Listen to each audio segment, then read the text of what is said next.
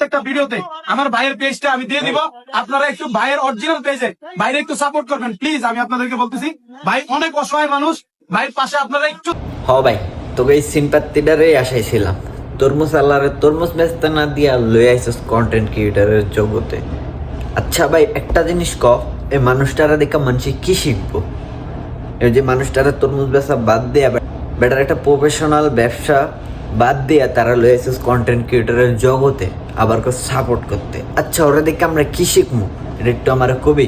আমরা যে তরমুজ বেচবো, আমরা স্টুডেন্ট, যারা স্টুডেন্ট আছি, আমরা কি যে পড়ালেখা ছেড়ে যে তরমুজ বেচছে ভাইরাল হয়ে যাবো, এগুলো আর ভিডিও দেখে শিখবো আবার কাছে ওরা সাপোর্ট করতে।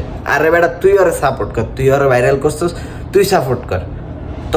তোকে যে মাথায় সমস্যা আছে এটা তোরা আর কি প্রমাণ করে আদাস। এইসব পাবলিক করে ভাইরাল করা, তোকে যে মাথায় মস্তিষ্ক তো সমস্যা আছে এটা তোরা আর কি বুঝাস।